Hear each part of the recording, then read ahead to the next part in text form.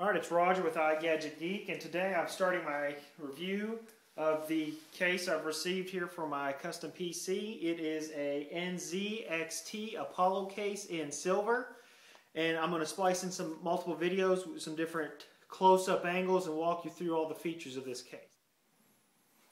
Okay, as you can see here, we're going to start by pulling the side panel off and taking a look at some of the internals. As you can see here is one of the 120 millimeter fans. This case does include two of these 120 millimeter fans. The side panel is taken off by removing these little screws here. Hand tighten, you don't need to use a tool or anything, so you just slide this piece off. And we'll go ahead and take a look at this fan first off. As you can see here, it's a pretty standard 120 millimeter fan. So we'll go ahead and set this to the side. Now let's take a look at the inside, what all it comes with. Of course, you get a box, little accessories, a few parts and everything.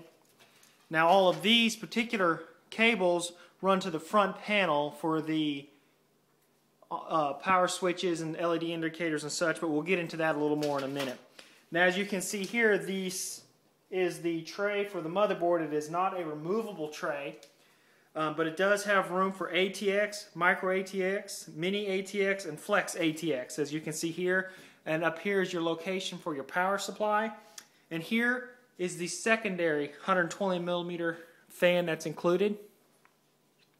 Now you have room here for the 5.25 drive bays. Now as you can see on this side of the case, you have some of your ports here. This particular one includes a FireWire port, as you can see here, two USB 2 ports, headphone out and audio in, right there. Now here we're going to look at the front door cover for all your bays. Now this particular door is a magnet enclosure. It is held in place by two magnets. Now as you can see here are your 1, 2, 3, 4, 5.25 bays, and there is your 1 3.5 inch bay.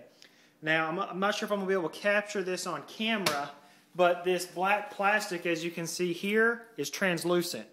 So my goal is I'm going to put a fan control in here with LEDs, and then that will show through this plastic. Right now we're taking a look at the bottom section of the front.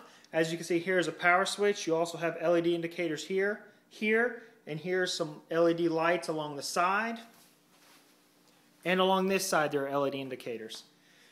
Okay, what I have done here is that front panel is removable. Now I have removed that front panel. As you can see here, there is room here for another 120 millimeter fan. I believe it's a 120 millimeter fan. I'm not 100% sure. I may be wrong on this particular size fan, but it looks like you can place another fan here. I believe 120 millimeter fan to help cool your hard drives, and that will be my plan. Will be to put another fan in that location. And of course here you can see your interior bays, your one that lines up with your exterior bay, and then your multiple interior bays. Alright, now we're going to take a look at the side. This is the side that's going to be behind your motherboard. So we can go ahead and pull this off, and you'll have access there too. Now this motherboard tray is not removable. As you can see here, it is riveted in place. But by being able to remove this side, you're able to run all your wires, and of course you have all your mounting locations. Now this side is not like the other one. It does have two screws, so you can see here that holds it in place. It is not a finger tight, but by being able to remove this, you'll be able to really route all your wiring and everything and make it look really nice. As you can see here are the wires for the front LEDs and switches. This is for these FireWire, USB, headphone, and everything. And I'll of course route those out of the way and zip tie them all up when I get closer.